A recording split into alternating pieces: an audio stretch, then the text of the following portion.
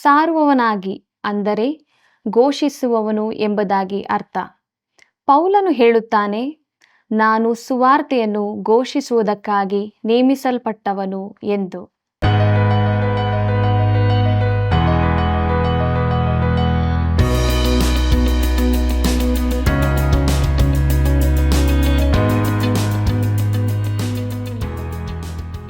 ಆತ್ಮೀಯ ಸ್ನೇಹಿತರೆ, ಸುವಾರ್ತೆಯು ದೇವರ ಬಲಸ್ವರೂಪವಾದದ್ದು. ನಂಬುವವರೆಲ್ಲರಿಗೂ ರಕ್ಷಣೆಯನ್ನು ಉಂಟುಮಾಡುತ್ತದೆ. ದೇವರ ಬಳಿಗೆ ಹೋಗಲು ಒಬ್ಬನೇ ಮಧ್ಯಸ್ಥಗಾರನು, ಆತನು ಯೇಸುಕ್ರಿಸ್ತನೇ. ಈತನ ಬಗ್ಗೆ ನಿಮಗೆ ಇನ್ನೂ ಹೆಚ್ಚಾಗಿ ತಿಳಿದುಕೊಳ್ಳಬೇಕು. ಪುರುಷರು ಸ್ತ್ರೀಯರು ಹೇಗೆ ಪ್ರಾರ್ಥಿಸಬೇಕು ಎಂಬುದನ್ನು ಸ್ಪಷ್ಟವಾಗಿ ಅರಿತುಕೊಳ್ಳಲು ಇಂದಿನ ಕಾರ್ಯಕ್ರಮವನ್ನು ಪ್ರಾರಂಭದಿಂದ ಅಂತ್ಯದವರೆಗೆ ವೀಕ್ಷಿಸಿರಿ. ದೇವರ ಆಶೀರ್ವಾದ ಹೊಂದಿಕೊಂಡು ತಪ್ಪದೆ ಕರೆ ಮಾಡಿರಿ. ಕರ್ತನಲ್ಲಿ ಪ್ರೀತಿಯುಳ್ಳ ಸಹೋದರ ಸಹೋದರಿಯರೇ, ನಿಮ್ಮೆಲ್ಲರಿಗೂ ನಮ್ಮ ರಕ್ಷಕನಾದ ಯೇಸು ಕ್ರಿಸ್ತನ ಪರಿಶುದ್ಧವುಳ್ಳ ನಾಮದಲ್ಲಿ ಪ್ರೀತಿಯ ವಂದನೆಗಳು.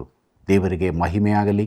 ಆತನ ಜೀವವುಳ್ಳ ವಾಕ್ಯದಲ್ಲಿ ನಾವು ಮುಂದೆ ಸಾಗುತ್ತಾ ಇದ್ದೇವೆ. ಪ್ರಿಯರೇ, ದೇವರು ಈ ವಾಕ್ಯ ಧ್ಯಾನದ ಮೂಲಕವಾಗಿ ನಿಮಗೆ ಅನುಗ್ರಹಿಸಿಕೊಟ್ಟಂಥ ಅದ್ಭುತವಾದ ಆಶೀರ್ವಾದಗಳ ಬಗ್ಗೆ ನಮಗೆ ಕರೆ ಮಾಡಿ ತಿಳಿಸಿರಿ ಮತ್ತು ಈ ಕಾರ್ಯಕ್ರಮವನ್ನು ಇತರಿಗೂ ಪರಿಚಯಪಡಿಸಿರಿ. ಪ್ರೀತಿಯುಳ್ಳ ದೇವಜನರೇ, ಪೌಲನು ತಿಮೋಥನಿಗೆ ಬರೆದಂಥ ಮೊದಲನೇ ಪತ್ರಿಕೆಯ 1ನೇ ಅಧ್ಯಾಯದ ಧ್ಯಾನವನ್ನು ನಾವು ಮಾಡಿ ಮುಗಿಸಿದ್ದೇವೆ. ಮುಂದುವರಿದು ನಾವು 2ನೇ ಅಧ್ಯಾಯದ ಧ್ಯಾನವನ್ನು ಪ್ರಾರಂಭಿಸೋಣ. ಪ್ರಿಯರೇ, ಇದರ ಮುಖ್ಯ ಪ್ರಸ್ತಾಪ ಬಹಿರಂಗ ಪ್ರಾರ್ಥನೆ ಹಾಗೂ ಸಭೆಗಳಲ್ಲಿ ಸ್ತ್ರೀಯ ಸ್ಥಾನ ಎಂಬುದಾಗಿದೆ. ಪ್ರಿಯರೇ, ಸರ್ವ ಜನಗಳಿಗಾಗಿ ಪ್ರಾರ್ಥನೆ. ಬಹಿರಂಗ ಪ್ರಾರ್ಥನೆ ಎಂದರೆ ಜನರಿಗಾಗಿಯೂ ಅಧಿಕಾರಿಗಳಿಗಾಗಿಯೂ ಮಾಡುವ ಪ್ರಾರ್ಥನೆ. ಪ್ರೀತಿಯುಳ್ಳ ಸಹೋದರ ಸಹೋದರಿಯರೇ, ಪೌಲನು ತಿಮೋಥನಿಗೆ ಬರೆದ ಮೊದಲನೇ ಪತ್ರಿಕೆ 2ನೇ ಅಧ್ಯಾಯ ಮೊದಲಿನ 2 ವಚನಗಳನ್ನು ಗಮನಿಸಿರಿ. ಎಲ್ಲದಕ್ಕಿಂತ ಮೊದಲು ಮನುಷ್ಯರೆಲ್ಲರಿಗೋಸ್ಕರ ದೇವರಿಗೆ ವಿಜ್ಞಾಪನೆಗಳನ್ನು, ಪ್ರಾರ್ಥನೆಗಳನ್ನು, ಮನವಿಗಳನ್ನು, ಕೃತಜ್ಞತಾಸ್ತುತಿಗಳನ್ನು ಮಾಡಬೇಕೆಂದು ಬೋಧಿಸುತ್ತೇನೆ. ನಮಗೆ ಸುಖ ಸಮಾಧಾನಗಳು ಉಂಟಾಗಿ ನಾವು ಪೂರ್ಣ ಭಕ್ತಿಯಿಂದಲೂ ಗೌರವದಿಂದಲೂ ಕಾಲಕ್ಷೇಪ ಮಾಡುವಂತೆ ಅರಸರುಗಳಿಗಾಗಿಯೂ ಎಲ್ಲ ಅಧಿಕಾರಿಗಳಿಗಾಗಿಯೂ ವಿಜ್ಞಾಪನೆಗಳನ್ನು ಮಾಡಬೇಕು ಎಂಬುದಾಗಿ.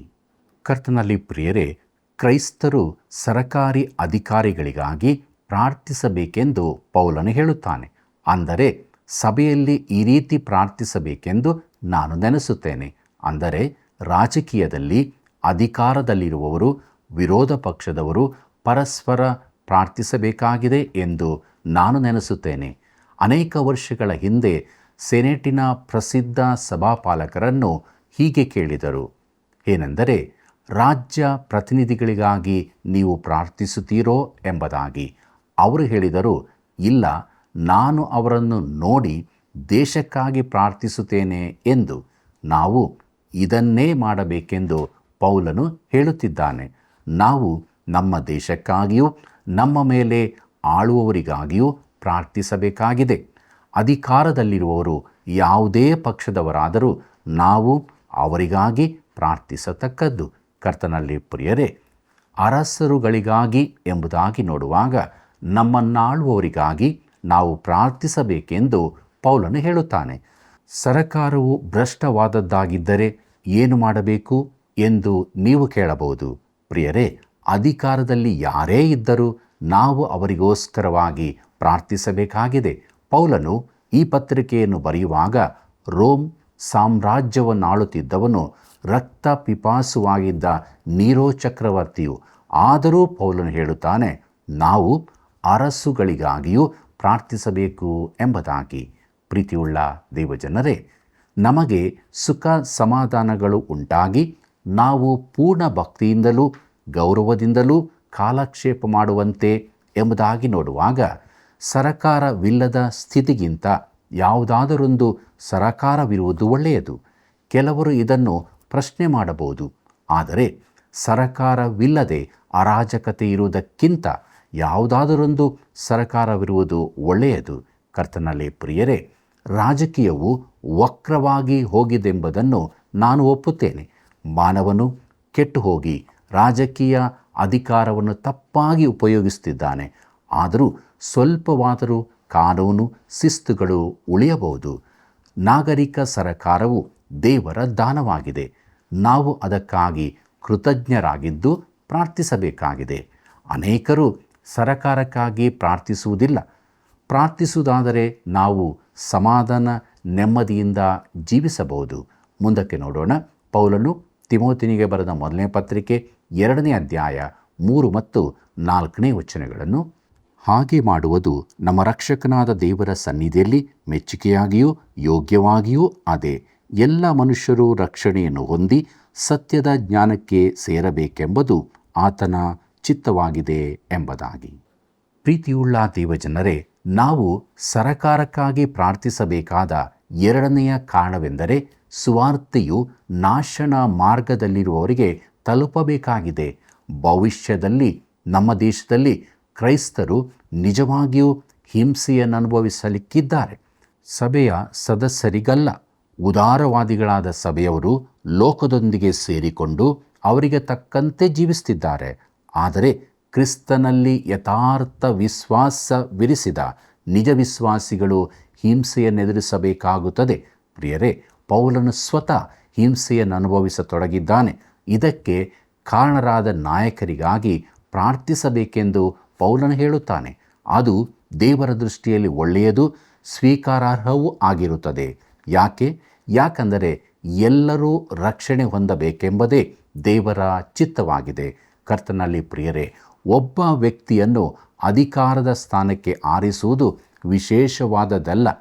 ನನ್ನ ಸೇವೆಯ ಅವಧಿಯಲ್ಲಿ ನಾನು ಯಾರ ಪರವಾಗಿಯೂ ಪ್ರೋತ್ಸಾಹದ ಮಾತುಗಳನ್ನಾಡಲಿಲ್ಲ.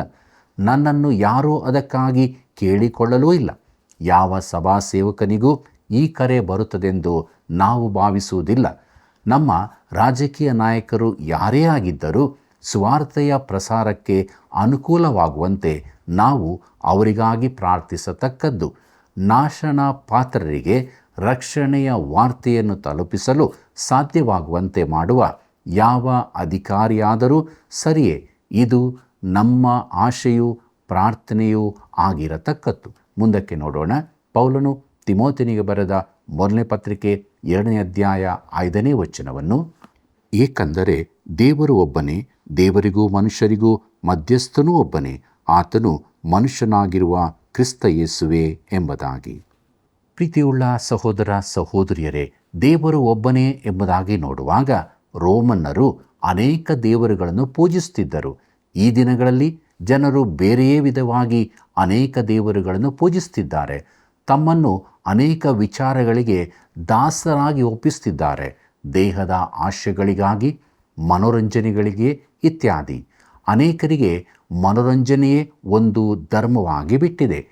ತಮ್ಮ ಮಾನವನ್ನು ಕ್ಷಣ ಮಾತ್ರದಲ್ಲಿ ಸುಲಭವಾಗಿ ಮಾರಿಬಿಡುವ ಸ್ತ್ರೀಯರು, ಸಿನೆಮಾ ಇಲ್ಲವೇ ದೂರದರ್ಶನಗಳಲ್ಲಿ ನಟಿಸಲಿಕ್ಕಾಗಿ ತಮ್ಮನ್ನೇ ಮಾರಿಕೊಳ್ಳುವ ಪುರುಷರೂ ಇರುತ್ತಾರೆ. ಪ್ರಿಯರೇ, ಈ ರೀತಿ ಅನೇಕ ದೇವರುಗಳಿರುತ್ತಾರೆ. ಆದರೆ ನಿಜವಾದ ದೇವರು ಒಬ್ಬನೇ. ಆತನು ಸೃಷ್ಟಿಕರ್ತನಾದವನು.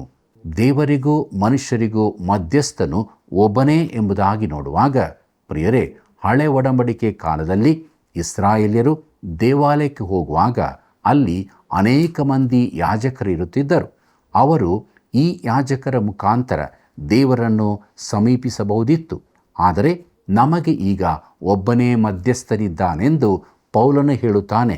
ನಾವು ಈಗ ಇಲ್ಲಿ ಯಾವ ಮನುಷ್ಯನ ಬಳಿಗೂ ಹೋಗಬೇಕಾಗಿಲ್ಲ, ಬೋಧಕರ ಮುಖಾಂತರ ಹೋಗಬೇಕಾಗಿಯೂ ಇಲ್ಲ. ದೇವರಿಗೂ ಮನುಷ್ಯರಿಗೂ ನಡುವೆ ಒಬ್ಬನೇ ಮಧ್ಯಸ್ಥಗಾರನಿದ್ದಾನೆ. ಪ್ರಿಯರೇ, ನಮಗೊಬ್ಬ ಯಾಜಕನು, ಒಬ್ಬ ಮಧ್ಯಸ್ಥಗಾರನು ಬೇಕಾಗಿದ್ದಾನೆ.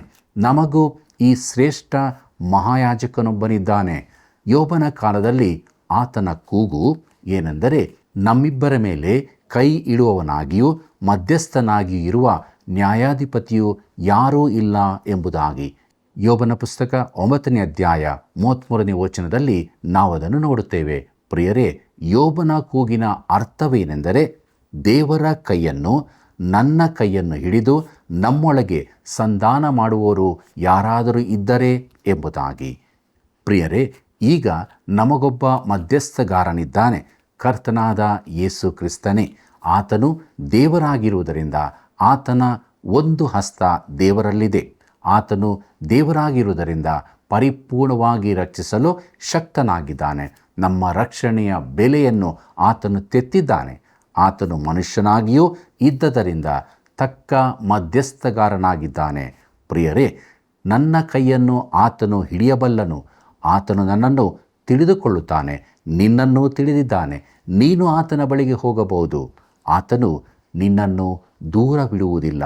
ಪ್ರಿಯ ಮಿತ್ರನೇ, ಯಾವ ರೀತಿಯಲ್ಲಿಯೂ ನಿನಗೆ ಕೇಡು ಮಾಡಲಾರನು.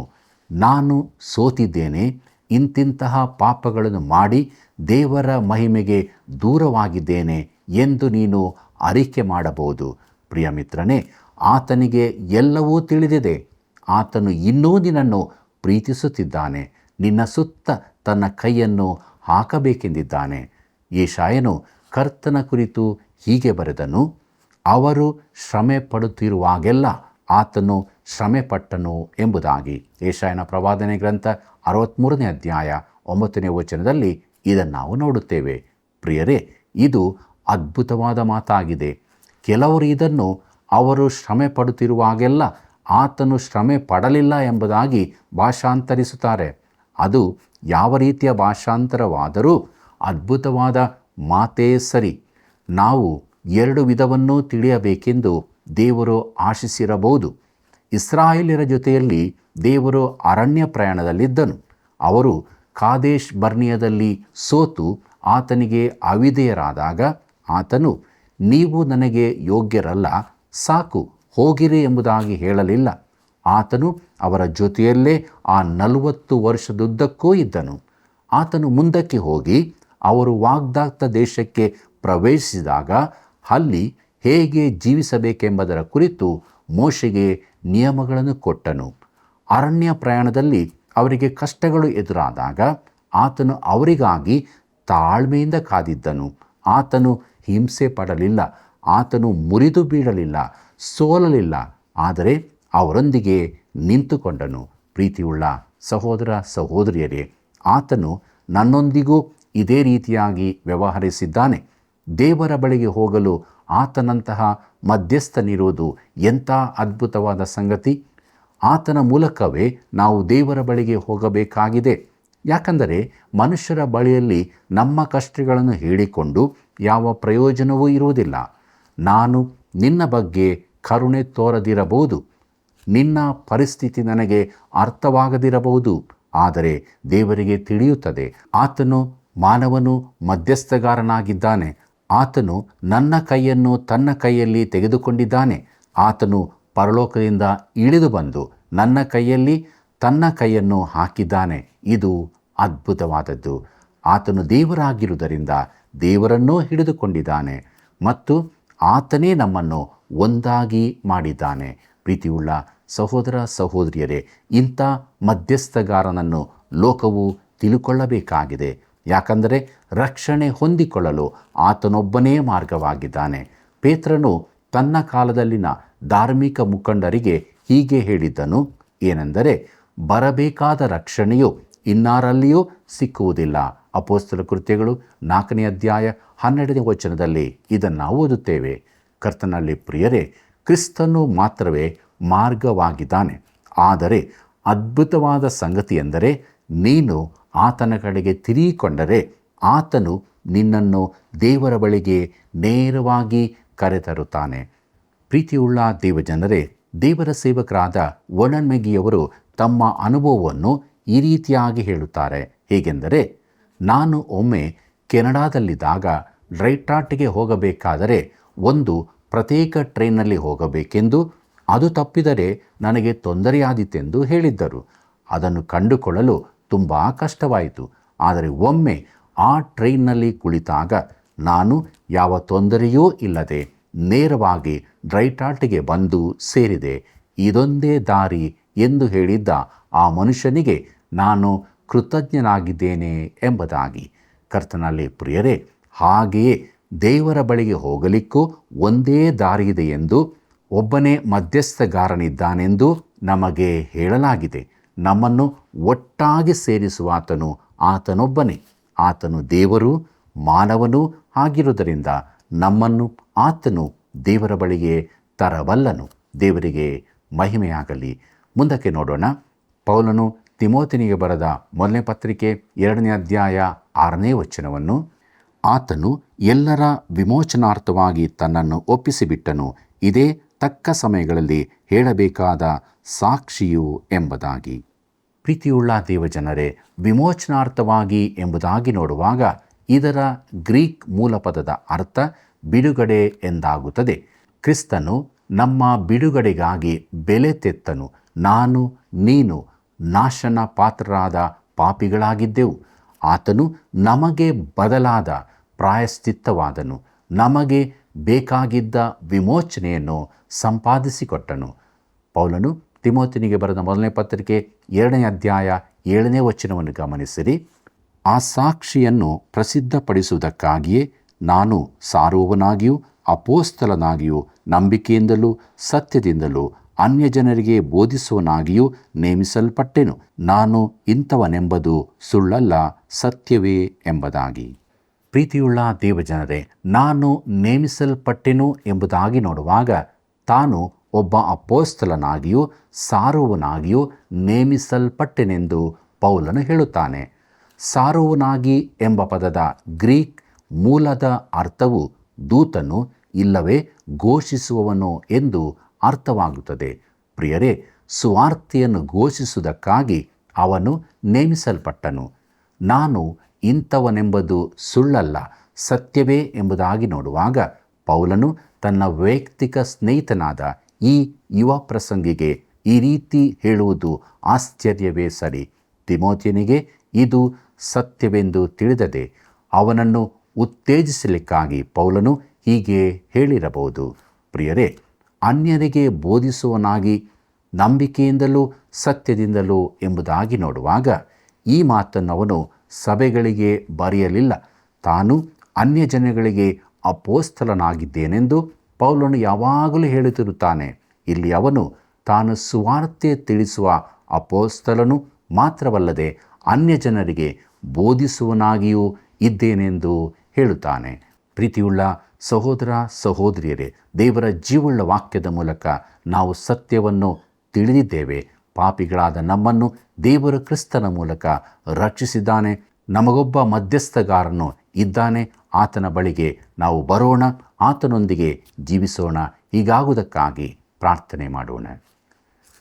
ನಮ್ಮನ್ನು ಬಹಳವಾಗಿ ಪ್ರೀತಿ ಮಾಡುವಂಥ ನಮ್ಮ ರಕ್ಷಕನಾದ ಯೇಸು ಸ್ವಾಮಿಯಲ್ಲಿ ತಂದೆಯಾದ ದೇವರೇ, ನಿನ್ನ ವಾಕ್ಯದ ಮೂಲಕ ನೀನು ನಮಗೆ ಬೋಧಿಸಿದ್ದಿ. ನಾವು ಸತ್ಯವನ್ನು ತಿಳಿದುಕೊಂಡವರಾಗಿ ಜೀವಿಸುವುದಕ್ಕೆ ಸಹಾಯ ಮಾಡು. ಯೇಸುವೆ, ನಿನ್ನೊಬ್ಬನನ್ನೇ ಪ್ರೀತಿಸುತ್ತಾ ನೀನು ತೋರಿಸಿದಂಥ ಮಾರ್ಗದಲ್ಲಿ ನಡೆಯುವುದಕ್ಕೆ ಸಹಾಯ ಮಾಡು. ನಿನ್ನಾತ್ಮನ ಮೂಲಕ ನಮ್ಮನ್ನು ಕೈ ಹಿಡಿದು ನಡೆಸು. ತಂದೆಯಾದ ದೇವರೇ, ನಮ್ಮೆಲ್ಲ ವೀಕ್ಷಕ ಬಾಂಧವರ ಜೊತೆ ನೀನಿರು ಸ್ವಾಮಿ. ಪಾಪದಿಂದ ಬಿಡುಗಡೆ ಹೊಂದಿದ ಸತ್ಯಕ್ಕೆ ಸಾಕ್ಷಿಯಾಗಿ ಜೀವಿತವನ್ನು ಜೀವಿಸುವುದಕ್ಕೆ ಎಲ್ಲರಿಗೂ ಸಹಾಯ ಮಾಡು. ನೀನು ಮಾತ್ರ ಮಹಿಮೆ ಹೊಂದು. ಯೇಸುವಿನ ನಾಮದಲ್ಲಿ ಬೇಡಿದ್ದೇವೆ ತಂದೆಯೇ, ಆಮೆನ್. ಪ್ರಿಯರೇ, ನಮ್ಮ ದೇವರು ಸೃಷ್ಟಿಕರ್ತನು, ನಮ್ಮ ಮಧ್ಯಸ್ಥಗಾರನು ಯೇಸು ಕ್ರಿಸ್ತನೇ. ನಮ್ಮನ್ನು ನಡೆಸುವಾತನು ಪರಿಶುದ್ಧಾತ್ಮನೇ. ಒಬ್ಬನೇ ದೇವರು ತನ್ನನ್ನು ನಮಗಾಗಿ 3 ರೀತಿಯಲ್ಲಿ ಪ್ರಕಟಿಸಿಕೊಂಡನು. ಈ ಸತ್ಯವನ್ನು ಅರಿತುಕೊಂಡು ನಮ್ಮ ರಕ್ಷಣೆಯನ್ನು ಸಂಪಾದಿಸಿಕೊಂಡು ದೇವರ ವಾಕ್ಯಕ್ಕೆ ವಿಧೇಯರಾಗಿ ಜೀವಿಸಿ ದೇವರನ್ನು ಮಹಿಮೆಪಡಿಸೋಣ. ಆತನ ಸಾಕ್ಷಿಗಳಾಗಿರೋಣ. ಪ್ರಿಯ ವೀಕ್ಷಕರೇ, ಇಂದು ಬಹು ಅಮೂಲ್ಯವಾದ ಸತ್ಯವನ್ನು ತಿಳಿದುಕೊಂಡಿದ್ದೀರಿ ಅಲ್ಲವೇ? ಇತರರು ದೇವರ ಪ್ರೀತಿಯನ್ನು ಅರಿತುಕೊಳ್ಳಲು ಈ ಸೇವೆಯ ಬೆಳವಣಿಗೆಗಾಗಿ ಹಿಂದೆ ಕರೆ ಮಾಡಿರಿ. ಸೇವೆಯನ್ನು ಪ್ರೋತ್ಸಾಹಿಸಿರಿ. ಮತ್ತೆ ಸಂಧಿಸೋಣ. ಪ್ರೀತಿಯ ವಂದನೆಗಳು.